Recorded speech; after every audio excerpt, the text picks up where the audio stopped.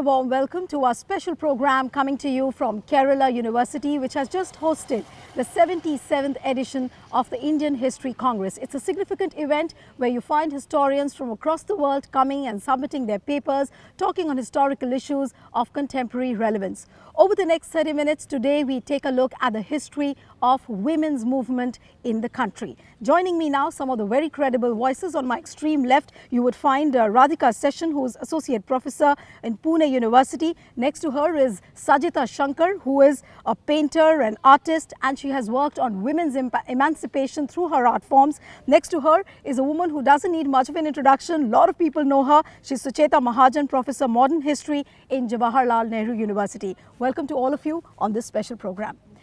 I'd like to begin with you, Professor Mahajan.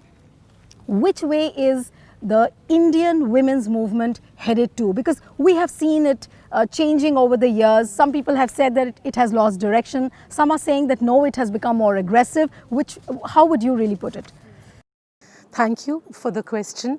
I think that we are moving in a very, very positive direction. And again here I'm bringing in my experience as not only a professor and a researcher of history, but also I have been living on a residential campus, which is Jawaharlal Nehru University, for the last 15 years almost.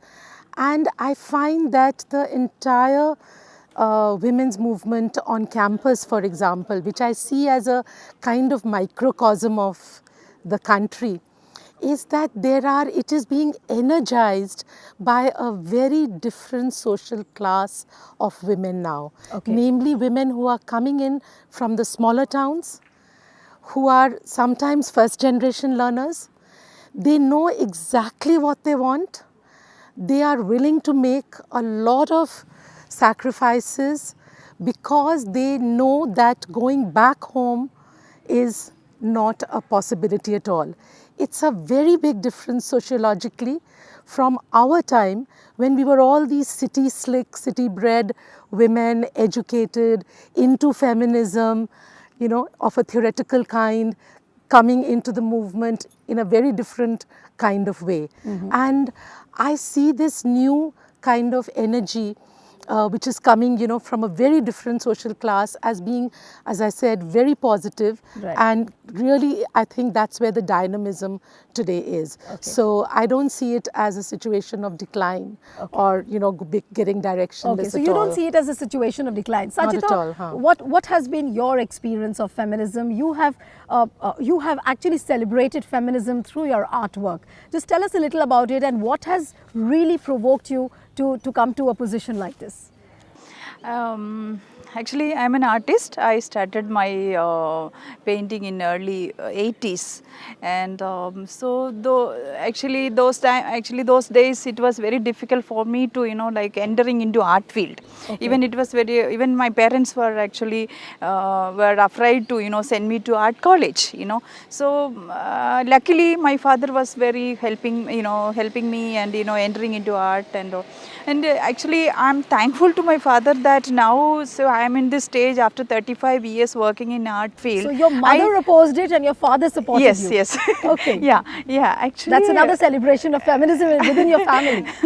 Yeah. And the thing is, as a creative person, it was very difficult, I had gone through a lot of ups and downs and extremes in my art career and life and everything. But the thing is, when you work with a creative field, when you start exploring your maximums and you get more and more power, and the art actually saved, and art is a power. And women actually, I think the talented, if you have a little talented in each and every girls, it should encourage and its maximum, to explore the maximum. Yeah. Radhika ma'am, what has been really your experience and how would you really see the women's movement evolving in the country? If I talk about the times when it started during the national movement days and the way it has evolved over the years? In a lot of ways, I would agree with Sucheta in that I see something very encouraging in the way in which the youngsters now are aware of what they want and how to go about getting it. At the same time, I have a little discomfort with the fact that they ignore the heritage of the movement itself. Okay. It's everything is now. And feminism has to be located, I mean, feminism, not just feminism, I would say everything has to be located in the trajectories of the past. So somewhere we are forgetting what happened earlier. So yes, national movement, like you said, but then national movement was a movement which isn't just about the great women. What about the people, the masses? And the masses are not just women. Right. So it is the movement as a whole, and the movement is being lost sight Absolutely. of in the narrowness finally. I'll, of I'll, I'll, I'll feminism. just pick on the word which you use, the mass movement. What we have really seen today in the present times is we have seen isolated instances, you know. We don't see a mass movement as such. Do you That- see the decline of a mass movement now? That is my major problem. That it is much more individual, Okay. and it's the individual reactions, it's the individual concerns, but somehow they don't seem to be able to get translated into a movement which carries people with them. But Sucheta, when you talk about a complete absence of a mass movement, then it really provokes me to say that somewhere it has got divided in the country. Some would see it as a Dalit feminist movement, a Brahmanical movement. It has got divided somewhere. So is the objective of the women's movement not lost somewhere in this? I never said that, there is apathy or there is a division in the movement. Right. Or there's an absence of a mass I movement. just picked on from what I know, Radhika yeah, just said. Yeah. I don't think so. I wouldn't agree with the formulation that there is absence of a mass movement. Okay. I think yes, during the days of the freedom movement, there was a tremendous synergy between the women's movement and the mass movement as a whole. That's very much there. And that was something which was unique to India. So therefore, when our women's movement, like in Sri Lanka, in Iran, in other colonies, Yeah. there wasn't any opposition between the mass movement as a whole, the freedom movement, Right. and the women's movement. There was a synergy, they worked together.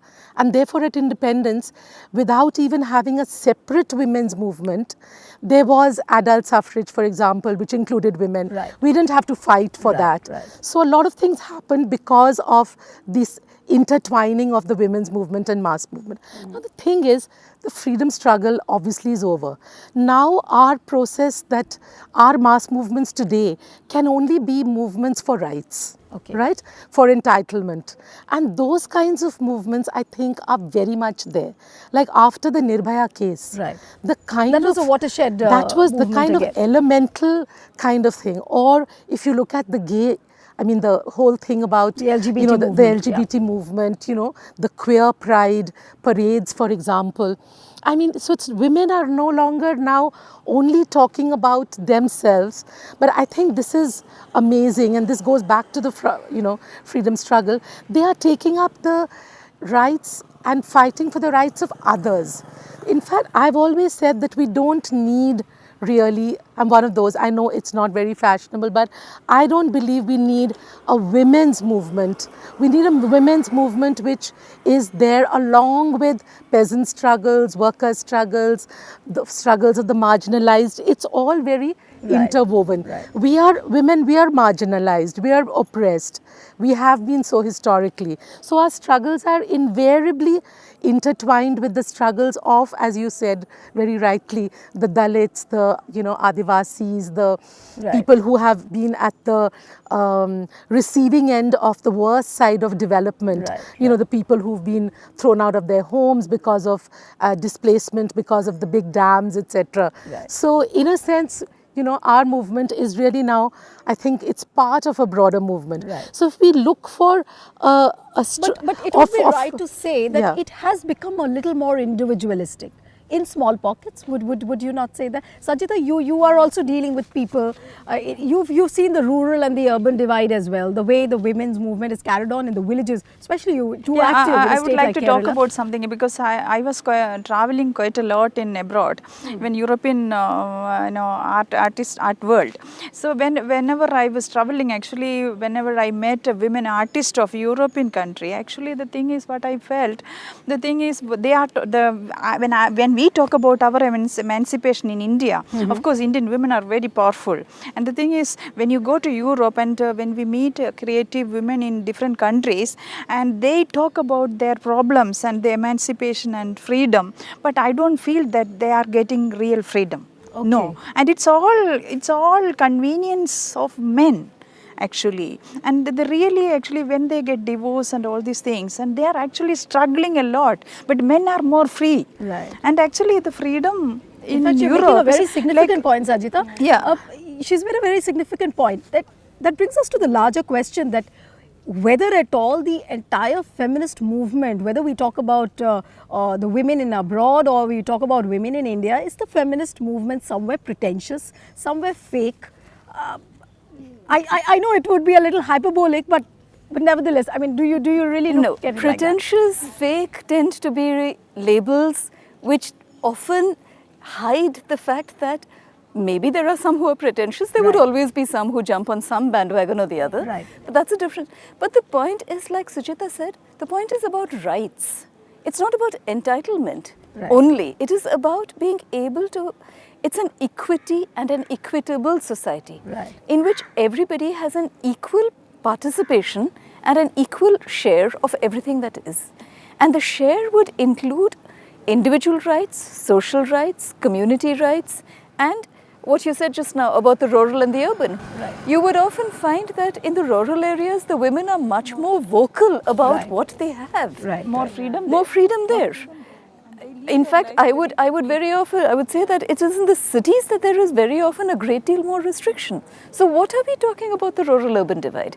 Isn't it more about the ability of the individual to express what it is that they are looking for, and the ability of the state, of the society, of the community, of the individuals to provide spaces in which all these rights are equally accepted? Right. But that also brings me to another question on things like triple talaq, Yeah. uniform civil code. Again, you see the women's movement somewhere divided on the religious lines. Maybe the right wingers would say something, leftists would say something else, the liberals will say something else. So, I mean, how do you see it when the entire feminist movement gets divided on the religious lines? Especially on topics like these, how would you really bring it to a position where you can say that no, this is a concrete movement? Again, the two examples that you gave, triple talaq and the uniform civil code, here I don't see any division along religious lines. Right. I think, say, if one was to take up, say, Shabana Azmi, say, who's active on women's issues, she would be critical of both. Right. Right? It's not that she's a Muslim and therefore she's saying triple talaq is all right. I don't find this kind of division. It's not as if Muslim women are supporting triple talaq. No. There But is if you take Shaira Banu's case, Yeah. there are women who have really favored her. There are women who have opposed her premise. well, you're talking about the Shabano case. No, the latest Shaira Banu's. Oh, the Shaira Bano case. Okay. Yes, of course. You see, you're absolutely right.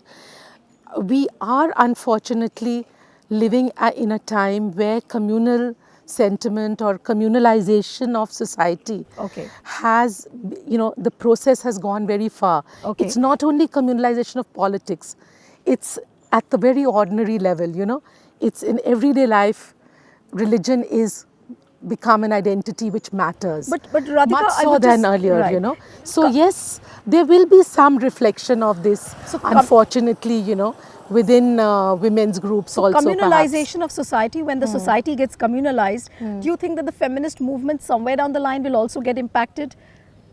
Probably, again, that would depend, I guess, on how much one is engaging. See, communalization is unfortunately very deep-rooted. Right. And it has spread. So maybe one of the directions is to talk about, again, the individual and the gender and not just about the religion. Okay. Take religion must back grow into the beyond that. private. Take religion back into the private sphere and highlight the issues which are more in the public sphere. And the rights of the individual have to be part of the public sphere. And that is, I would say, ought not to be to do with religion. Right. It's a different matter. The ought not and the is, there is always a There's gap. always a big gap. Yeah, in it. it's important to explore the individuality, individual exploration is very important. Then you start thinking beyond even gender also, and women are very, very powerful, and we have a lot of potential in our body. So it's important to explore. And I don't believe in particular religion. I'm not, but I practice everything. I practice all traditional yoga, meditation, everything, and I am getting very big result. And to explore. But do we have a concept like an autonomous feminist movement? I've read about concepts like, the Dalit bodies, they start talking about a concept like an autonomous feminist movement.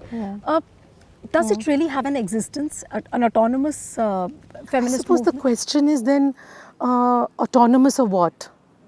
When you say that it is an autonomous women's movement, Right. so I mean, if in the best possible sense, if we mean autonomy from the West, that is, it is not Eurocentric, that Right. they are not giving us the theory and we are just practicing, then of course it has to be autonomous. Okay. And I'm very happy that that is how our women's movement has been. We have not followed the bra burning, sensational kind of aspects of the feminist movement Okay. because we've not needed to. And as I think both the other commentators on the show have pointed out, that we have a very different tradition from where we get our strength. The indigenous traditions, from our own religion, from our own, past. There are so many strong women and so many strong traditions from where we don't have to turn to Simone Beauvoir or to any other icons in the West. Absolutely. Necessary. So yes, our women's movement is autonomous, I think, in the best possible sense, if we define it like that, Right. that it is our own women's movement. But if you see it as, like today, as you said, autonomous Dalit women's movement, Right. there I wouldn't go along with that, because I think we don't, you are right in pointing out right in the beginning that if we divide women or women's movement according various lines, the lines exactly. of Dalit, Muslim, Hindu, then it becomes totally frittered, We don't want that kind of vociferous thing. We want we want that diversity. We're very happy with that full diversity, and let it get In reflected, fact, 2012 Hmm. Nirbhaya movement, that was a kind of a watershed movement which we saw, which mobilized a lot of women on the streets against, sexual violence and harassment, molestation. Then another movement which marked last year, that was a Right to Pray movement, where we saw a lot of women coming and talking about, it was like openly talking about how they have been debarred from entering temples, Haji Ali Dargah. How would you really see that in context with the feminist movement? I would think that that's a very positive. It's something which stakes a claim to a Okay. public space. Okay. And religion, if you are going to bring it into the public space, then everybody has an equal share to that public space. Okay. So to that extent, when you are claiming equality of opportunity, whatever that opportunity is, I support that. But Sajida, do you feel that there is a sense of urgency behind every movement, like what we have seen during the national movement days? Then it evolved when people were talking about how the women should not become a sati, and the anti-dowry movements, all those movements, there was a kind of a sense of urgency. Do we really see that sense of urgency somewhere lacking Of course, now? the world is actually very patriarchal, and we are the victims also, and we must be aware of all these things, attacks every moment actually. And we had a lot of intelligent, very powerful women lived in our country, like Akka Mahadevi and all these saints and creative people. And I think we must follow all this, and we must be aware, and we shouldn't allow other people to make us down. And we must be very aware, yeah. But do you also feel that the sense of urgency somewhere is lost, ma'am? In what? Behind the various movements which are on, like what I gave you the examples of anti-dowry movement, yeah. there was a certain subtle sense of urgency. Do we really have that presently? I'd like to say again, maybe I'm repeating myself, Okay. but I think the issues have changed. Okay. So when there is, say, a movement like the Nirbhaya movement, Right. and you're demanding justice for some very, very burning kind of issue like that, the rapists have to be brought to book, there is a sense of urgency which we cannot expect will be there in a movement for right to pray. Okay. Because that, Absolutely. you have been denied that right to enter that public space, as Radhika said, for centuries, for millennia rather, you know. So you cannot have that sense that it has to happen tomorrow or something will happen. So to expect that there will be that same urgency every time. In fact, because, you know, I come from the women's movement and I've seen it through different phases, I would say that we would be wrong to expect an urgency all the time. Okay. Because movements, or people rather, masses, get exhausted. Okay. So if you're constantly in a phase of movement, you cannot have that kind of energy. Okay. You need time when you go back and then you renew yourself by connecting with your inner self and with your traditions. And then next time around, when there is something very big and unjust, then you come out in a greater thing.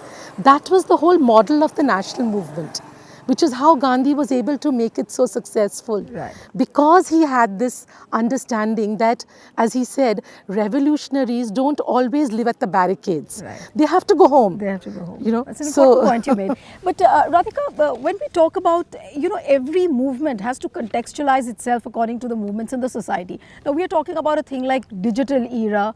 We see a lot of things happening online as well. I'm talking about the digital online empowerment of women. Not many feminist groups are talking about this. What is the reason? I mean, is it the fact that, you know, most of the women, I mean, large percentage of women are not digitally literate? Is that the reason? No, I wouldn't say that at all. Okay.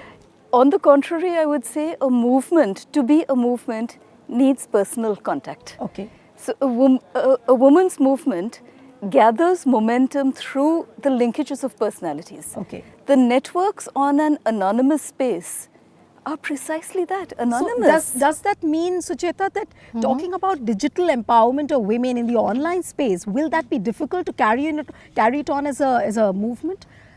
I think it's already there. It's there. I it's don't there, hear. but not. It hasn't been talked about so much.